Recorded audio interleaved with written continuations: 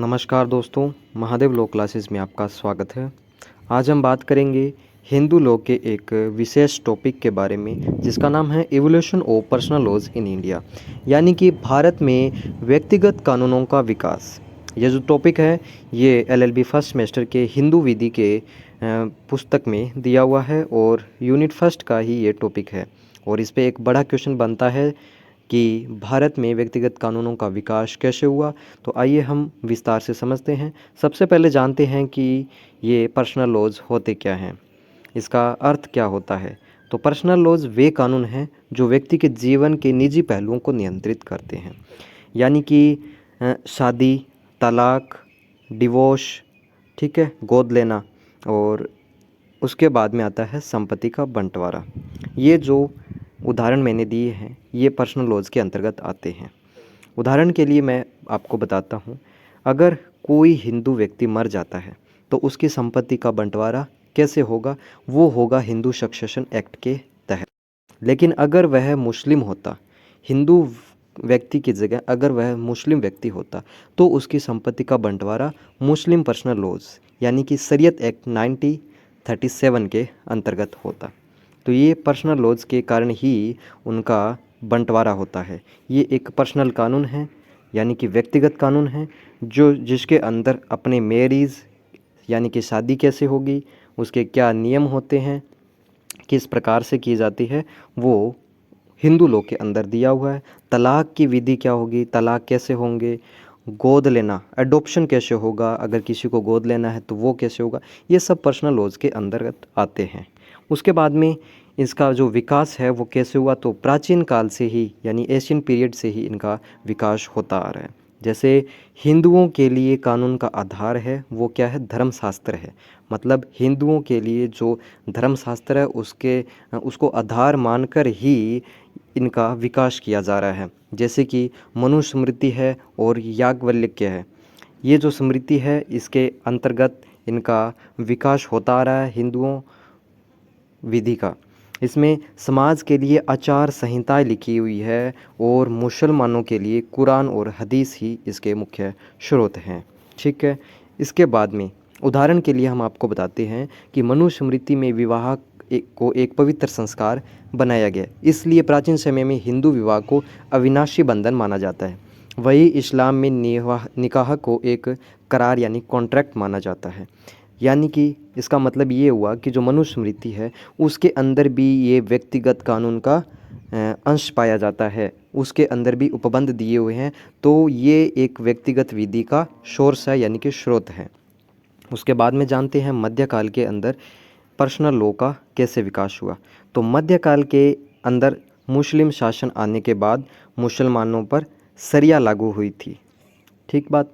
लेकिन हिंदू समाज अपने धर्मशास्त्रों और रीति रिवाजों का ही पालन करता रहा। इसका मतलब ये हुआ कि एक ही राज्य में अलग अलग समुदायों के अलग अलग पर्सनल लॉ चल रहे हैं, यानी कि मुसलमानों का अपना एक पर्सनल लॉ है और हिंदुओं का अपना एक पर्सनल लॉ है। तो अलग अलग समुदाय हैं वो अपने अलग अलग निजी कानून मानते हैं, यानी कि एक समान कानून व्यवस्था नहीं थी मध्यकाल के अंदर। उसके बाद में आता है ब्रिटिश काल। ब्रिटिश शासन ने न्यायालयों की स्थापना की और वहाँ पर्सनल लॉज लागू किए, लेकिन इन्होंने इनको एक नया रूप दे दिया। हिंदू विधि को तो दे दिया एंग्लो हिंदू लॉ और मोहम्मद लॉ मुस्लिम विधि को दे दिया। तो ब्रिटिश जजों को हिंदू और मुस्लिम कानून समझाने में दिक्कत होती थी, इसलिए उन्होंने पंडितों और मौलवियों की मदद ली और धीरे धीरे कानून बनाए, जैसे कि Hindu window remarriage act 1856, Indian succession act 1865, child marriage restraint act. तो ये जो कानून हैं वो ब्रिटिश सरकार ने बनाए, किनकी मदद से, पंडितों और मौलवियों की मदद से। ठीक है, अंग्रेज़ों ने एंग्लो हिंदू लॉ और एंग्लो मोहम्मदन लॉ बनाया। ठीक है, कोर्ट ने प्राचीन ग्रंथों और प्रथाओं की व्याख्या की और साथ में कई जगह पे कस्टम यानी कि रीति रिवाज थे उनको भी इन्होंने मान्यता दी।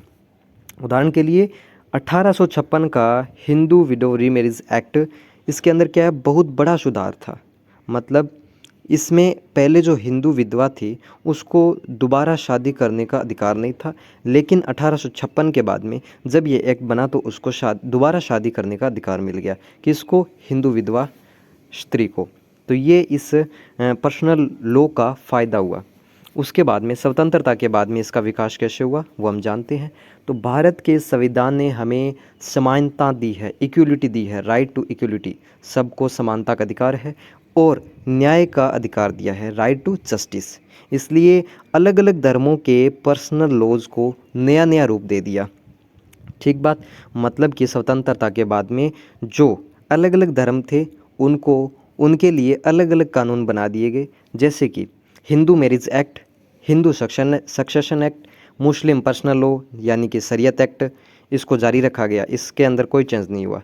उसके बाद में Christian marriage act, Parsi marriage and divorce act, तो ये सब क्या है, अलग अलग बना दिए, क्योंकि भारत के संविधान हमको समानता का अधिकार देता है, न्याय का अधिकार देता है, तो सबके लिए समानता है, इसलिए सभी धर्मों के लिए अलग अलग कानून बना दिए गए।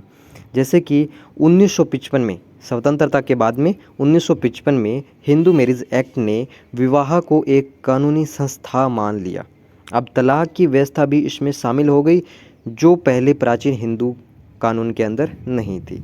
तो इस प्रकार जो अलग अलग कानून बनाए, जिस प्रकार अपनी आवश्यकताएं पड़ी, उसी के अनुसार उन कानूनों के अंदर संशोधन हो गए और नए नए कानून बनते चले गए। उसके बाद में टुवर्ड यूनिफॉर्म सिविल कोड यानी कि यूसीसी, संविधान को जो अनुच्छेद 44 है, आर्टिकल 44, ये कहता है कि भारत में सभी नागरिकों के लिए एक समान सिविल कानून होना चाहिए, यानी इसे यूनिफॉर्म सिविल कोड कहते हैं। जो आर्टिकल 44 है वो ये कहता है कि भारत के सभी नागरिकों के लिए एक समान सिविल कोड होना चाहिए। ठीक है, उसको अपने यूनिफॉर्म सिविल कोड कहते हैं। और इसका उद्देश्य क्या था? इसका उद्देश्य ये है कि चाहे व्यक्ति किसी भी धर्म का हो, उसके लिए शादी, तलाक और उत्तराधिकार के नियम समान होंगे। ठीक बात। अभी जैसे हाल ही के अंदर अपने जो संसद है उसने ट्रिपल तलाक 2019 में ख़त्म किए, मतलब कि 3 तलाक था वो हमारी सरकार ने, हमारे संसद ने वो 2019 के अंदर ख़त्म कर दिया। और यह सुधार मुस्लिम वुमन के अधिकारों को सुरक्षित करने के लिए किया गया। जो पहले मुस्लिम महिलाएं थी उनको ऐसे ही तलाक दे दिया जाता था, मतलब 3 बार अगर उन्होंने तलाक बोल दिया तो उनका तलाक हो जाता था। इसलिए उनको आरक्षण देने के लिए, उनको सुरक्षित करने के लिए, जो उनके अधिकार है उनको सुरक्षित करने के लिए जो संसद ने, उसने जो 3 तलाक का जो भी प्रावधान था उसको 2019 के अंदर ख़त्म कर दिया। क्यों ख़त्म किया? ये किसके अंतर्गत ख़त्म किया? ये आर्टिकल 44 के अंतर्गत ख़त्म किया। ठीक बात। अभी इसका क्या कंक्लूजन निकला, निष्कर्ष क्या निकला कि जो पर्सनल लॉ है उनका जो विकास है वो धर्म से लेके संविधान तक हो गया। मतलब अपने धर्म से चालू हुए थे कि जो मनुस्मृति है वहाँ से पर्सनल लॉ के अपने को प्रावधान मिले हैं, और संविधान के अंदर भी प्रावधान है, तो अपने सभी प्रावधानों को अपने पढ़ लिया। जैसे बदलते समाज के साथ कानूनों भी विकसित हो रहे हैं, जैसे जैसे समाज बदल रहा है वैसे वैसे जो कानून है, जो लॉज है, जो एक्ट अधिनियम है वो भी बदल रहे हैं। जैसे जैसे आवश्यकता पड़ती है वैसे वैसे इनके अंदर संशोधन भी किया जाता है।